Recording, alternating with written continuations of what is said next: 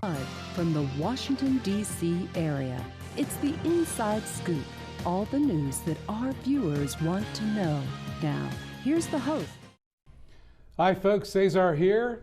Thank you for joining us this evening. It is Monday, February 13th, 2023, the night before Valentine's, so you've got this evening to make those plans fulfilled. It's a special show tonight. It is an election year here in the Commonwealth, and we're dedicating this program to the candidates that have agreed to be on our show. So we have a couple guests, candidates. Appreciate you sticking around and getting to know them a little better. My first guest, full disclosure, I will be donating to this guy's campaign. He is amazing. Jimmy Bierman, he's born and raised here in McLean, Virginia. The guy even swam and learned to swim at the Spring Hill Rec. And he's also checked out books at the Dolly Madison Library. He's got a degree from the Williams College and also attended and got that old Stanford Law School degree as well. So Mr. Bierman, candidate for the Dranesville Board of Supervisor. Welcome. Thank you. Thanks for having me, Cesar. I really appreciate it. It's my third time on Inside Scoop and my third host, so it's good to be back. Awesome. Well, then you're you're a pro here then, I will say. So welcome. I want to make sure the folks get to know you. So I wanted to dedicate maybe the first segment to talk about why you're running, kind of your vision, but let's focus on why get into it? It's a crazy thing, right? I mean, so why get in? So you started reading part of the bio, telling the stories about growing up in McLean. Mm-hmm. It is where I grew up. I grew up right near Great Falls Park on the edge of McLean and Great Falls. I did learn to swim at the Spring Hill Rec Center. Awesome. I did go check out books at Dolly Madison. When I had to go to the research library, it'd be Tyson's Pimmet. Mm-hmm. I really loved growing up in McLean, and like a lot of people who grow up in McLean, I had two lawyer parents. I'm a third generation lawyer. I like to call it a genetic affliction. So I had two lawyer parents. I was growing up in McLean, and for me, government was something that in a democracy could be a force for good in people's lives. I grew up with a very, idealistic view of how government could make lives better, and thought that was kind of core to being a democracy. It's hokey, but I sometimes quote Federalist One when talking to people about this. Alexander Hamilton writing that the question was whether or not societies of men could rely on reflection and choice rather than accident and force for how they were governed. So I thought that government could really do good in people's lives, and I spent a lot of my time growing up, and even after I'd gone to law school and everything, thinking across the river, thinking about the federal government, thinking about getting involved that way. But it really was after I came back to McLean, my wife and I bought our first house and moved in and thought about starting a family, that I got hyper involved in local issues. And I thought that this was really the place to make an impact in people's lives. This was where every single major issue facing America today that we care about needed to be solved and dealt with at this level.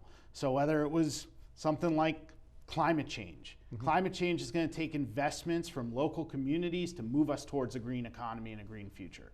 We hear all the time about supporting small businesses and supporting workers. Well, you got to build that climate right here, right at the county level. You know, affordable housing is an issue across the country in every single jurisdiction, like Fairfax County, heck, in the entire state of California. It is an issue everywhere. Well, it starts again at the county level or the local level in figuring out how you're going to tackle those problems. Policing, public safety. We don't have a national police force. Instead, we have 18,000 police forces across the country. Sure. So it was actually when I got involved with the Fairfax County Police Civilian Review Panel and sat on that panel that I thought, oh, if I care about policing, this is the level to do it. Education. I mean, obviously, we rely on local schools. We have to fully fund our schools. Again, this was the level yet again. And so, truthfully, I always had this good government mindset, this opportunity to potentially reach out there and help people when they needed it, and I wanted to effectuate that. I sometimes joke that I'm like the anti-Ronald Reagan. Ronald Reagan once made this joke that the most feared words in the world are I'm from the government, I'm here to help. And I can't think of any worse words than I'm from the government, you elected me, you put me in office, and I can't do anything for you. So why do you think that flipped, by the way? Because for generations, it seemed that there was partnerships. So why do you think that kind of like went that way? I mean, there seems to be like this anti-government resentment, you know, not from you. No. Just like it's hard to kind of sell people on why government can help them. Yeah, no, I agree with you on that. It is hard, and you know, it's not the 1990s anymore. No. The era of big government is over. I mean, I don't even know on what level of is over we're at. But I do think that people want to have somebody who's in office representing them, who's responsive to their needs. Yeah. And frankly, that's also a big part of why I'm doing this, because I'm following someone, John Foust, our supervisor, who, if you ask me, nobody works harder, nobody tries harder to listen to his constituents. Look, lots of people might not always agree with everything John does, but I know John is out there listening to his constituents, trying to help them, trying to offer those kinds of services. And it was actually getting to know John and having him as really a friend and mentor and a model that got me excited about this job. It got me excited about the opportunities to do good for people. So, yeah. Yeah, and again, love John, full disclosure. I've donated to his campaign. Yeah. But yeah, I think there seems to be a need to take it to a next step, sort of like the next version of the district supervisor, because John certainly progressed it. Right. He made it better than it was. And I think he's to the point where he's wanting to do something else, right? Fair enough. So, but glad you're stepping up. Again, going back to some of the reasons why, I mean, you seem to have a innate leadership skill or persona to you. I think that is going to serve you well. Is that, you know, well, part of what's drawing you here? I mean, sure. Yeah, I like trying to lead people to do good things. I like trying to take in lots of different ideas, lots of competing ideas, synthesize them and find things that work for most people. But at the same time, running for office is like the weirdest job, the weirdest job interview ever, because it's a lot about me, but it really isn't. It's not really about me at all. It's about us. It's about what our community wants to do. It's about what our community needs. And what's really difficult about being in office, being a politician, being out there, is trying to find ways to synthesize all that and to find the best for the greater good. But that is what I like to do. That's what I get excited about. When I was on the Police Civilian Review panel and I was chair of the panel, it was actually one of the last cases that we heard. We worked really hard to make sure that the voices of all of the members of the panel made it into a final report that we were doing about one of the issues before us. And I drafted that, and I was really engaged in making sure everyone felt like their voice could be heard. It didn't mean that everybody, got everything that they wanted. It didn't mean that it was written exactly how all 8 members of the panel would have written it, but it's about coming together and finding that synthesis, and that's how we solve problems. And if you believe in democracy, as I do, if you believe in democracy, that's the best way to solve problems. The best way to solve problems is to tap into people's human potential, tap into their ideas, and bring it all together. Yeah. And that's, again, that's what I'm all about. Well, I think good leaders certainly listen, they inspire, and then empower people for a cause. Right. So that's. I like to say I want every person to be able to be the best version of themselves. That's what we should be doing. That's what we should be focusing on. And we should be focusing on trying to make sure that everyone in our community has the same opportunities. Yeah. And frankly, Dranesville, where I'm trying to represent, McLean, Great Falls, Herndon, precinct in Vienna, a couple precincts in Falls Church. Yeah. Very diverse community. Absolutely. Very different. Each of those areas is quite different from the others. Heck, McLean, the side of McLean I grew up on is different than the side that I live on now. But to me, one of the important opportunities here is to try and make sure it doesn't actually matter whether you grew up in McLean or Herndon or Great Falls or that precinct in Vienna. You should have all of the same types of opportunities. And I think, and just a personal reflection, I think why you will be effective in this role is you do listen to people. And I think you come across as the type of person that, even though we don't agree on everything, we're not going to be enemies. And I think that's what a lot of people have forgotten about the communities they live in. It's almost like if you don't disagree, it's a binary choice or a zero-sum game where, you know, some people win and the other people lose something. Yeah. Does that make sense? That does make sense. I mean, that's just not the approach that I want to take. And look, I can't promise to always be perfect on that front. But, you know, here's one example. When I was working on something for the Police Civilian Review Panel, I was lobbying various members of the Board of Supervisors, and I happened to disagree with one of the members of the Board of Supervisors on one of the issues. And when it was all done, I said to that supervisor, thanks for listening to me. And they said, thanks for telling me what you said. I said, we're going to disagree on this, but we agree on 97% of things here. So great. Let's move on to the next thing. Let's find the next opportunity to do good. And, you know, that's actually what I've also, crazy enough, that's kind of one of the things that I had to do in my prior job in the federal government. And what I mean by that is I worked at the Department of Homeland Security. I was in the Office of the General Counsel doing administrative law. And that meant often working with lots of agencies within a large government bureaucracy, sometimes that didn't agree on things. And I needed to find ways to get those agencies to come together and remember, hey, we're all under the same roof. Even if the Coast Guard doesn't really see itself under the same roof as TSA, it doesn't really see itself under the same roof as USCIS. I had to do those kinds of things. And I had to bring people together. And that's what I like doing. And that's how government works best, if you ask me. I think that's exactly how government should work. It's consensus building, right? You may not have the majority all the time, but that's part of the art of persuasion, or the sort of the art of communicating what the value would be to persuading people on the other side. So I think that will certainly serve you well. We're going to go to our break now, but when we come back, folks, please come back. Mr. Bierman has a lot to say. You've heard about why he's running. Now we're going to talk about what he plans to do and how he might get there. So please come back and join us in our next segment. Really appreciate you being with us this evening. We'll see you on the other side. Okay, so we drowned the fire, stirred it, drowned it again, and now just feel if it's cold. Yeah. Cool.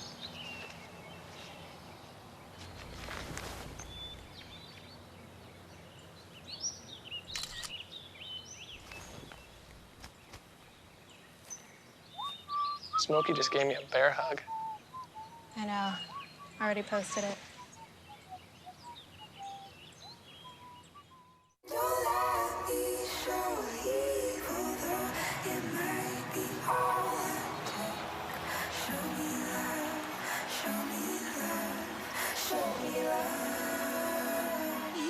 I got a crick in my neck, limp in my step, cramping in my muscles every time I try to flex. I don't know what I'm scared of. Very sad, no more love. All that I can do was remember you. You know I usually say no, but if you throw me love, I'll throw you some more.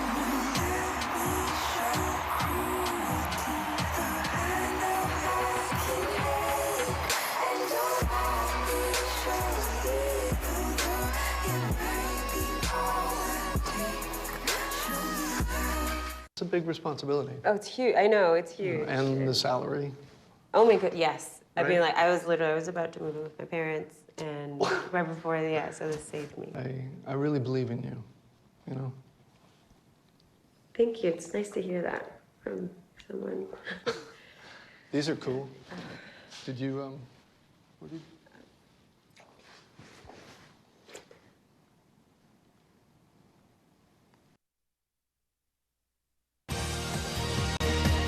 We're back to the Inside Scoop. Here again, your host. Hi folks, Cesar here. Thank you so much for coming back. Again, if you missed the first segment, you gotta watch the recording and catch it. With me here in the studio, a good friend of mine, Jimmy Bierman. Mr. Bierman is running for the Dranesville Supervisor. He's a candidate for that office. And Mr. Bierman, Jimmy, thank you for staying with us. Let's talk a little bit more about what your priorities are and how you might get them done. So, Yeah. top priorities. So one of the things that I talked about as a reason why I'm doing this and why I'm running is climate change. It's finding ways to mitigate climate change and adapt to climate change. And it's recognizing that the choices that we make at the local level are going to really affect how that goes. And I mentioned mitigating, that's one thing, but also adapting to, recognizing that we're seeing greater extreme weather events, recognizing we're seeing more flooding, figuring out how to make projections that prepare us for the next generation. And to me, this story of climate change and focusing on that is really a story of smart development. You can't really be pro-development or anti-development. Yeah. I know some people say they're anti-development, but that doesn't really even work. We're always going to be developing. We're always going to be changing. That's just the nature of America, a county, Fairfax, what have you. There's always going to be that. But we need to be smart about it. We need to be figuring out how to incentivize green building. We need to be figuring out how to incentivize doing things that will help us move towards a green economy. We need to be able to make short, medium, and long-term time horizon plans. We need to take CCAP. If you don't know what CCAP is, look it up. It's this great plan that Fairfax has to get carbon neutral by 2050. And it's got all of these things in it. It's about probably 200 pages, but we need to be figuring out how we make those choices so that we continue to meet those goals and meet those promises. And then also, as we're doing all that, as we're developing this county, as we're figuring it out, we really do have a lot of opportunities to show our values and to do things that are good for the community. So for instance, project labor agreements. Project labor agreements are great. We work with unions. We want people to get paid, right? Right. We work with unions. We want our workers to get paid better. We want to make certain investments in our community by finding ways to help, putting some money back into training said workers. The unions themselves are on board with let's do more green building and green opportunities. So that's a really good thing. We had project labor agreements on the Silver Line. They were going well. Then we didn't go so well. That's a good use. Great history lesson. Yes, that's a great history lesson. It's a great use of money, and it's a great use of money in the sense of we get those agreements in, we make sure that our projects end on time. We make sure on budget. And on budget. Exactly. So all of these things go hand in hand with smart development. What's our development going to look like? It's got to be smart. Another thing. I like to make this joke about Fairfax County and again jurisdictions of its size and strength all across the country. It's like the old Yogi Berra joke. That restaurant's so crowded nobody goes there anymore. In Fairfax County, it's that place is so expensive nobody can afford to live there anymore. So we need to be making investments in affordable housing opportunities. Yeah. But then lastly, we were talking about this earlier. We gotta be smart about it. And what we need is a government that can be smart about it. Large portion of my district is Great Falls. Great Falls does not have a sewer system, and it has one road running through it. And that road's not being widened anytime soon. Yeah. So in terms of opportunities on some of these issues, they may not necessarily be in Great Falls. Maybe in Great Falls we're focusing on other things. Maybe we're focusing on our environmental issues. Come to Herndon. Right. Maybe we're focusing on our environmental issues there. But that doesn't mean that there aren't other opportunities in other places around transit-oriented development. Herndon is a perfect example. When I say smart development, I really do mean trying to figure out how we're going to continue moving forward in a way that makes sense for the most people possible. And this does go back to my, to my good governance and democratic values, approach. Because the other thing is, I don't necessarily have all of the answers on these things. Part of being a supervisor is setting up the opportunities to figure out what our best options are. And that's definitely a priority of mine. Another priority, candidly, we talked about the police civilian review panel earlier. Fairfax County is the safest jurisdiction of its size in the country. That's great. It really is a great place to live, and we all know that. But let's keep it that way, and let's keep building on our public safety infrastructure. We know we have issues with our public safety infrastructure in terms of recruiting and retention of police, for instance. We know we have issues with, you know, the fact that firefighters, police officers, teachers can't afford to live in our county. One time I was talking to a member of the firefighters union, and I said, what do we have to do to recruit better firefighters? The first thing he said was, you know, you got to continue talking about how great the firefighters are in Fairfax, because they are. But the second thing he said, this very second thing he said was affordable housing. My firefighters want to live here. So when I talk about public safety infrastructure, I really am talking about a whole approach. Again, when it comes to affordable housing. The other aspect of public safety infrastructure is mental health and addiction services. You know, I took a police ride along. I'm sure you've done the same thing. You're on a police ride along, 75% of the cases are related to either addiction or mental health. And police officers are doing their best. They're not always as well equipped to deal with those things as they would like to be. And seriously, I mean that. Like, the police officers would like to be. We're asking them to be real-time therapists. Right. But you know, that's why we need to expand on and build on the co-responder pilot program that we have in the county right now, which was a great initiative supported by the Board of Supervisors, by the current Board of Supervisors. We need to focus on, you know, how we're going to continue building our mental health resources, making these, you know, trying to take some of the pressure off of necessarily individual police officers and getting people into the mental health help that they need. And that's also a reason to focus on diversion programs, which is another thing that Fairfax County has been focusing on. And I mentioned addiction services. If we do all that, then your police officers are catching a reckless driver. Then they're focused on being present in neighborhoods. Then we have a better public safety situation. And what that does, just real quick, it eliminates stress on the police officer. Yeah. Right, because we're asking them to do so much that's outside of their norm. And oh, by the way, we don't have enough police, so we're going to ask you to do some overtime, right? And so I get where you're going with this. And also I think this is a part of it too. Yeah. You know, we do right now have a shortage of police officers in our police force. We have, I think we're something like 150 officers short. And I was on the police civilian review panel, and you know, I've heard the people say, well, you were on the police civilian review panel, you know, looking into the police, aren't you guys just anti-police and this and that? Well, we aren't. We aren't. I've also heard people say we're not anti-police enough, but we're not anti-police. But also, it's things like that. It's true accountability that we build into this county. It's those types of opportunities that make us a better police force, and that I think are reasons why we should be able to recruit better officers. Come work for us here. Yes, we publish our general orders. Yes, we try not to be all smoke and mirrors. Yes, we have a civilian review panel.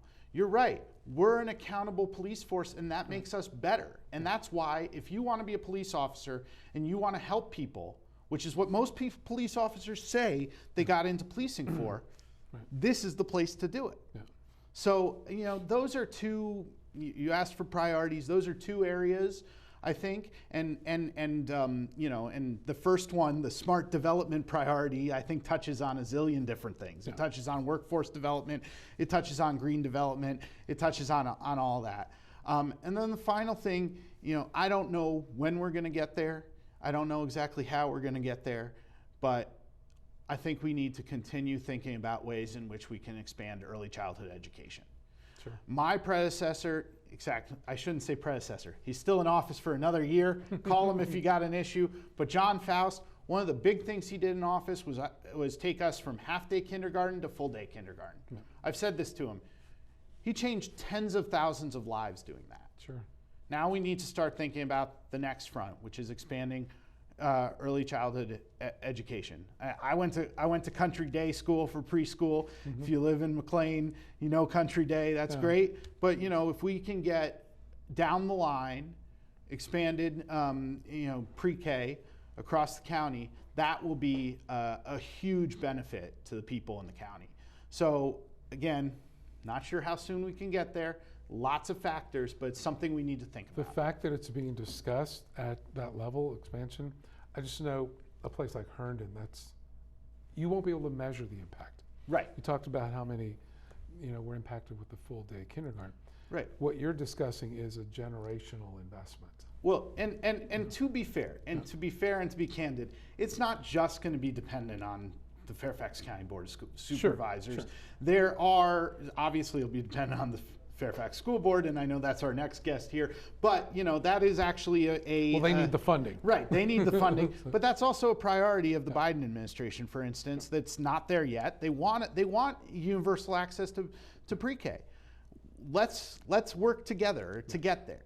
And that actually, to bring us all the way back to our first conversation, you know, that's part of why I wanted to do this, because in the end, what'll help us get there, among other things, probably we'll get there with some help from some federal funding, but it'll be up to us to actually implement it, do it correctly. It's like Congressman Connolly, actually. He often talks about the fact, he was on the Board of Supervisors, he talks about the fact that the feds give you the money, but it was Fairfax County that put 2 million shots in the arms to vaccinate people. Yeah. We do that here. It's something that Chairman McKay has talked about as one of his proudest things. And that's, you know, those are the types of changes, those are the types of effective programs. You know, I want to be a part of that. Yeah, I think another thing, you didn't touch on it, I will. I think you've got the history of having the ability to build consensus, and that will serve you well on that board. I think the folks that are looking like they'll be on the board, even if they aren't, I think you'll still be able to build that consensus. So, yeah, that's the hope. That's the hope. The hope, you know, I've been hitting the campaign trail hard, so to speak, but I've also been trying to meet with other members of the Board of Supervisors and find opportunity. You got to sell it internally as well. Sir, thank you so much for coming on the show. Thank you. Thanks Folks, for having me. Hang around. We have another guest coming up, and you're going to want to hear this one. It's all about the school board that we're talking about here in Fairfax County. So look for the public service announcement and catch us on the flip side. Your time is gonna come. Your time is gonna come. It's up to you to reach out to be that friend who comes along. Your day is gonna come. When you make a friend, you make a difference. Your day is gonna come. Friendship. Pass it on. A message from the Foundation for a Better Life. Good one, son. Last summer, my new dad took me on vacation. First, we went deep sea fishing. Wow! I'm so proud of you, son. And then we went on Thunder Shark. That was awesome! Let's go again. 3 times. I gotta say, it was pretty cool. You don't have to be perfect to be a perfect parent. Thousands of kids in foster care will take you just as you are. What's it feel like when a woman's having a heart attack? Chest pain, like there's a ton of weight on your chest. Severe shortness of breath. Unexplained nausea. Cold sweats. There's an unusual tiredness and fatigue. There's unfamiliar dizziness or lightheadedness. Unusual pain in your back, neck, jaw, one or both arms, even your upper stomach are signs you're having a heart attack. Don't make excuses. Make the call to 911 immediately. Learn more at womenshealth.gov/heartattack. Operation Wonder Park is a go! There's nothing more powerful than imagination. Honey, have you seen my cell phone? But don't just imagine. My park came to life? Ooh, a plot twist. Use STEM to build. Create. She did it. And change the world. Who's with me? I'm more of a 2 feet on the ground kind of guy. gonna hurt tomorrow. If she can STEM, so can you. Find out more at She Can STEM. We're back to the Inside Scoop. Here again, your host. Hi folks, Cesar here. Thanks for coming back. And if you missed the first half, we'll give you the recording. You got to watch it. It is Dranesville District Candidate Night here in the studio. I am joined by a special guest, Robyn Lady. She is the candidate for the Dranesville School Board for Dranesville District. And I will tell you, she is a longtime insider with regard to her career in school counseling, as well as working at George C. Marshall High School, the Thomas Jefferson High School for Science Technology, and the McLean High School. She's basically spent her entire career. She is a CEO and small business owner, and she brings a lot of leadership and insight to the role. Well, thank you for joining us. Thanks for having me. Appreciate you coming out this evening. Let's start with why one would want to get into this arena, I'll say. Cesar, that's a fantastic question, and it's one that friends and family are asking me often. At the same time, they know me, they know my passion for public education and public service. As you mentioned, I had a storied tenured career in Fairfax County Public Schools, 30 years in the state of Virginia, and 27 of them in Fairfax. Before I get to that, I should talk a little bit about my own background. I was born and raised here in Fairfax, born in Fairfax Hospital, and lived in Vienna the majority of my life until recently moving to Herndon. I've been there a little over 5 years, and good place. Oh my gosh, best place, best kept secret, fantastic. But I, went to public school my whole life, including my undergraduate work at William & Mary and my graduate work at UVA. And it was during my undergraduate work I was coaching at a local high school, girls sports, and realized how much students sort of crave that mentor person in their life. And while we would like as parents to think that our kids come to us and ask us things, a lot of times it's other people who are mentors. And I was a psychology graduate, undergraduate major, and chose to go to UVA to get my master's in school counseling. And as you mentioned, started my career here in Fairfax at Marshall High School, which was fantastic. I was there when they transitioned from AP to IB. So I'm very well, read and understand both those curriculum. We're fortunate in Fairfax County Public Schools to have both AP and IB, and all of our schools are fantastic. We're very lucky that we have the funding we have, and I appreciate Jimmy talking about funding schools. He and I have been getting to know each other offline, and very excited that he's committed to funding our schools. So after 7 years at Marshall, I was sort of looking for a new challenge. I think one of the other great things about Fairfax County Public Schools is we have 26 high schools.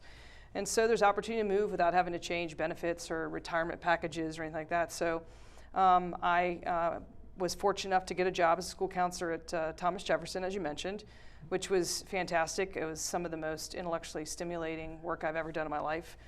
It's a special school, and those are some special students there, and fell in love with the college admissions process, which we do a lot of there. We had social emotional issues and other issues, developmental and things like that, but there's a lot of college conversations going on. And it was also during this time where the standards of learning exams became a real thing, and I was the testing coordinator there. Of course, we're fortunate at TJ, nobody failed an SOL. But about this time I was thinking about going into leadership in the school system, and felt like I needed to be in a base school where there were students maybe who struggled with those tests, to have a deeper or better understanding around how that remediation looked, or how that teaching and learning and preparation looked for those end of course exams. So I spent a year at McLean High School, loved my time at McLean. Students were great, faculty great, community members were great. And then I was fortunate that leadership opportunity presented itself to me, which meant I had a short tenure there at McLean, but I became the Director of Student Services at Chantilly High School. And just to articulate a little bit what that role is, a lot of people are not familiar with that. As the director, we work 12 months. We're on the administrative team. We oversee school counseling, and for the most part, while social workers and psychologists, are assigned to our buildings, we work collaboratively as a team. So our delivery of mental health services was like that with those itinerants who are in our building. But I also supervised performing arts, which was great. Loved doing, going and seeing kids perform. I mean, when we talk about project-based learning, there's nothing better. Just real quick, why is that so important? Oh my gosh, because what we do in life and in jobs is project-based learning. I mean, we don't usually take assessments in our careers, in our work, unless we're getting maybe a recertification or we're in some specific types of industries. But you know, the ability to work with others, the ability to assume leadership roles. When you think about marching band, they're section leaders, so that growing of leadership in all these various instrumentations, understanding the choreography, and the time, those kids coming back in summer and doing 2-a-days for 3 hours in the heat and then come back in the evening. And similarly with, you know, whether it's an ensemble and orchestra or show choir, which we had at Chantilly, or a theatrical production. But it's also great because kids might struggle in the classroom. Kids might have a lot going on at home that's really hard on them. But to see them in their element with their peers and performing and doing performing arts, it was just a delight for me. Whenever I was had a bad day, I just sort of slip in the back of the auditorium and I'd sort of watch kids in their elements. So, but also as a director, I build the master schedule. I've served on several committees for the county, from approval of new courses, discussion of pilot courses that we want to pilot at different levels. Also, you know, the amount of homework one can give. That was a committee I served on last year. That's a tough one, because when you're talking about high academic standards, and we're also talking about, you know, core graduation requirements for some of our students who are English language learners or maybe special education students, homework looks different in those different classrooms. So I was, you know, also a member of the Director of Student Services Association. So I had the you know, privilege of meeting at least twice a month with all the people who had my job in the county, which allowed me to better understand, for example, let's look at Dranesville District, working with the Herndon director, the McLean director, the Langley director, understanding that some of our needs within our student populations vary, but overall, we all endeavored to sort of address student issues by name by need, and which is hard to do. So, you know, why am I running? I retired on July 1, and I miss it. I got a lot left in the tank. While I was working, there were times I thought to myself, wonder if I might run for school board when I'm done. And then the opportunity presented itself because Elaine Tholen, who's done a fantastic job on the school board, has chosen not to run for re-election. We've met, and I did my sort of research around the position, and I miss being in schools. And I think that you know, throughout my tenure being at different high schools, I also did an internship while I was training to be a director at Westfield High School. So I've really spent time in 5 of our buildings. And I think that's going to serve me well in the role, and with my mental health background, I think that's going to be particularly important given what a lot of our kids are facing today. So I know, you know, the getting to the endorsement and then getting elected is all new to me in terms of you know, when you're in a school, because I was out so many nights, didn't necessarily have, I've never run for office, so this is all new to me. You're handling it well, by the way. Well, thank you. I appreciate that. So that's all new, but I'm excited, and hopefully come November, I will get elected and then just get to work. Well, this is a huge position. I mean, it's an impact, and I mean, I can only speak from just an observer from the outside. And that's why I wanted to get to why you were running. And by the way, you checked every box, I think. So it's huge. I mean, you will make an impact on children's lives in ways you will not be able to measure. Well, it's interesting you say that, because even when I transitioned from being a school counselor and having my own caseload, which I loved because I loved working with kids of all varying abilities and some twice exceptional children. And it was just every year I would graduate a group of seniors and then I would get a new crop of freshmen and developmentally remembering them as freshmen and then seeing them walk across the stage as seniors was fantastic. But you know, I just have such a passion for education, and you know, in terms of that influence, I became a director because I felt like I was pretty successful as a school counselor, and I thought, well, maybe I can train others counselors. Maybe I can help grow them. You know, I was always a good to great person and a great to better, and you know, and the best to the very best. And I got great results out of the folks I supervised. We worked really great as a team. I also focused on team building. When I had 12 counselors on my team, it's the largest, Chantilly's the largest standalone high school in the county.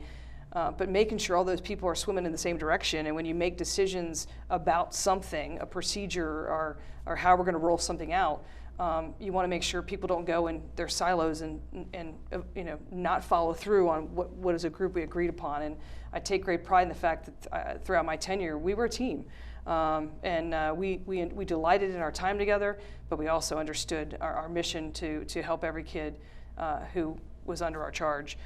So similarly, I see school board as that same opportunity. It's how can my skills, my knowledge, my ideas. I've always been kind of an out-of-the-box thinker, especially when it came to being creative around how to help kids get to graduation, and just like I said, by name, by need. So I think that that would be valued on the school board, and I've reached out to some of the folks that are serving now and engaged in some discussion about some of the things that they're addressing, and the whole thing just really excites me. Well, I'm glad you're still considering doing this. Yeah. So they didn't scare you away? No, not Good. quite. Good. Maybe a little bit. Maybe pump the brakes for maybe about 2 days, Okay. and then I was back on the gas pedal. The reason I asked is because there seems to be a new spotlight on school boards across the country. So I will trust that you are well prepared to handle any and all those types of objections. Yeah, I expect a challenger to probably challenge some of the way I think, but I've got boots on the ground. I've got 27 years in the system. Well, it's good to listen, so we'll talk when we come back a little bit more. Folks, please come back. I know Robyn has a lot to say about what she wants to accomplish as her priorities and how she's going to get those done. So we'll see you on the other side.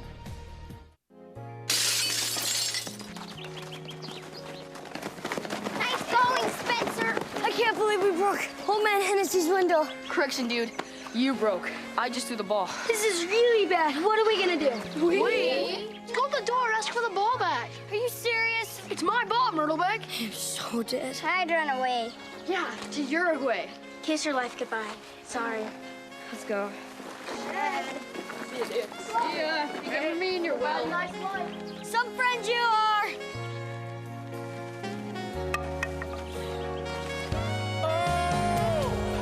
Keep smiling, keep shining. Hi. Tell him it was an accident. And we can fix the window. Come on. I'll come with you. Loyalty. Pass it on. You go first. A message from the Foundation for a Better Life. One day these rats were playing in the woods. Well, it's a matches and that's no good. Listen to smoke before you give it a try. Only you. Don't play with matches. Don't play with fire. Cause there's nothing very funny about freaked out life. Nothing very nice on a homeless mind. So if a gorgeous force is what you desire, don't play with matches. Don't play with fire. Only you can prevent wildfires. Fire.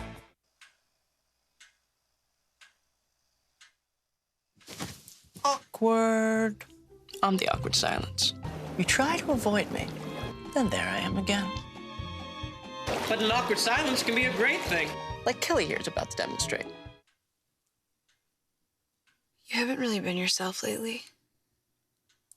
Are you okay?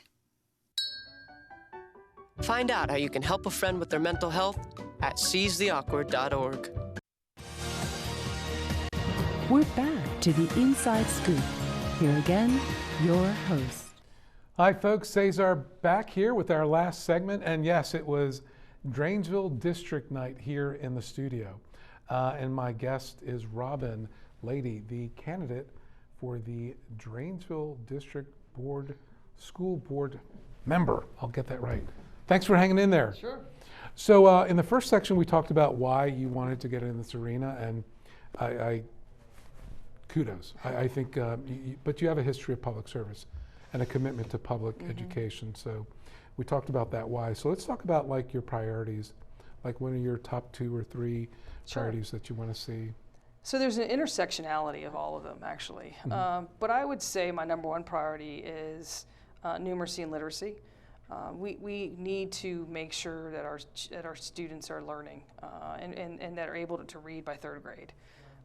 We need to, and Jimmy mentioned this, invest in early childhood, especially in all of our Title I schools. But really, the chasm between, the educated and the uneducated is often an economic one. Absolutely. I was fortunate, that I was read to as a child. So by the time I started kindergarten, half-day kindergarten at that time, I probably knew my letters and could do some other sort of numeracy and literacy skills. And that's not the case. We have a lot of families who are working 2 and 3 jobs. We have a lot of students, older middle school and high school students who are doing childcare for younger siblings.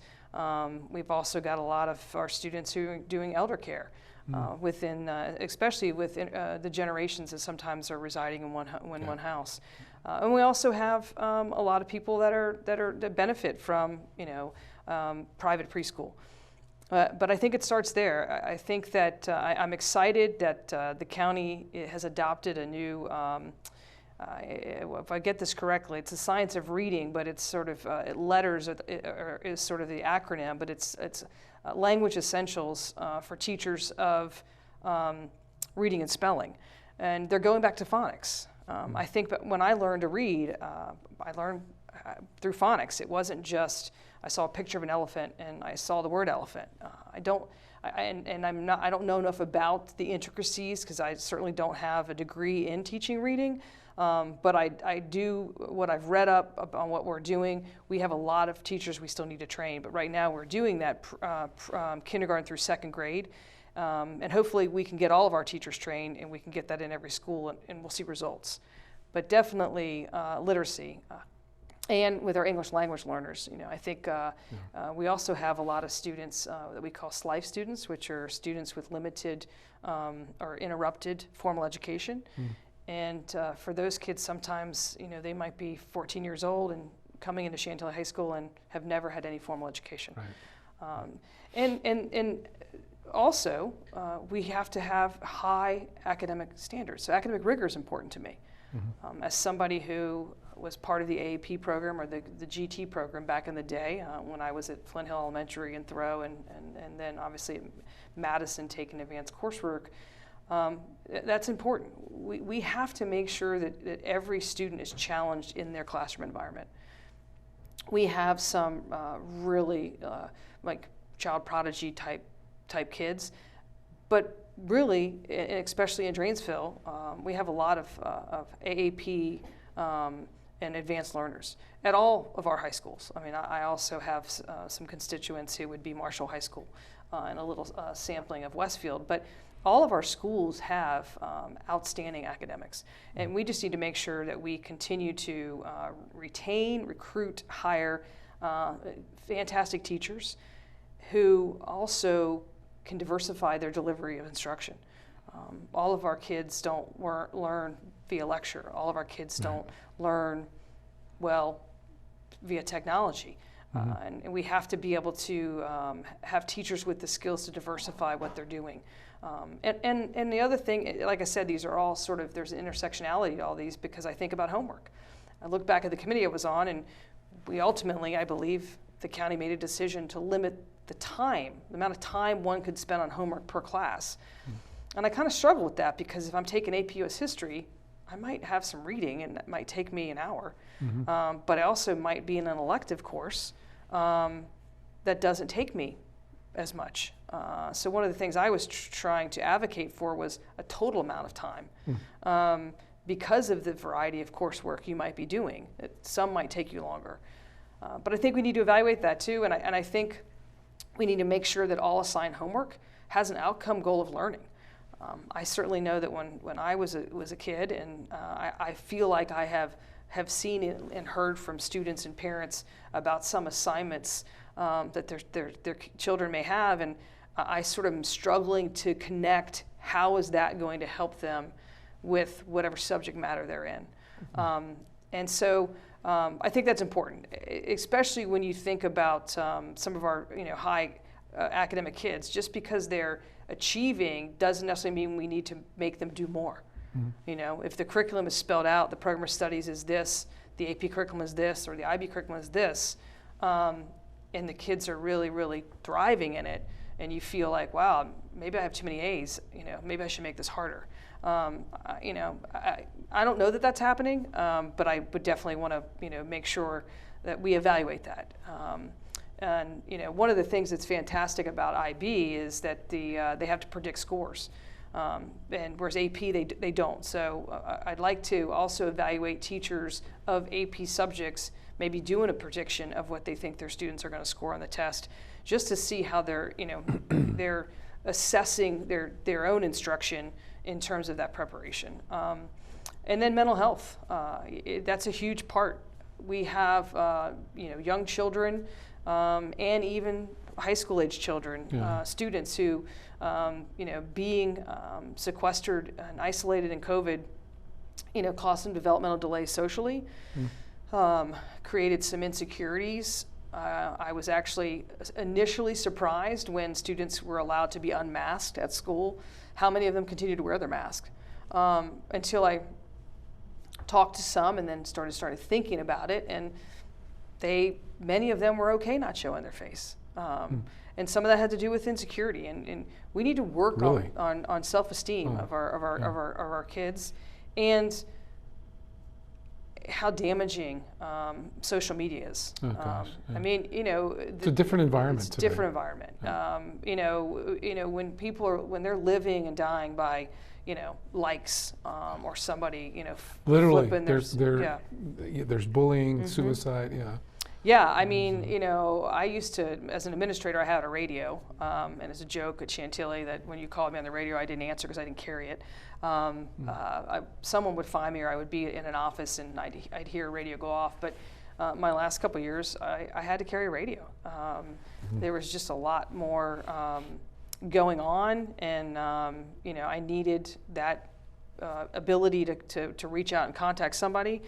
And the other thing is, in terms of grading practices, I mean, it's been my experience a lot of times when students get to 9th grade from middle school, if they're in all sort of higher academic courses, when they don't meet with the same success, and they're not earning A's or B's, their mental health really takes a toll. It's sort of like they've done, we've got standard-based report cards in elementary school, and they're accustomed to getting 4s. And then, I look back in some of their cumulative files and see that they got A's in 7th and 8th grade, and now they're sitting in honors biology getting a C, and all the wheels fall off. So, like I said, the intersectionality of all of this is, we have to help all of our kids, those who are really challenged to, learn to read, and also our kids at the top that we don't want to get bored. We don't want to have them be bored. So I would say those things, and then career pathways. I love graduation. The sound of pomp and circumstance just gives me goosebumps. And honestly, as I would walk into graduation, I would get a little choked up. This is the culminating event.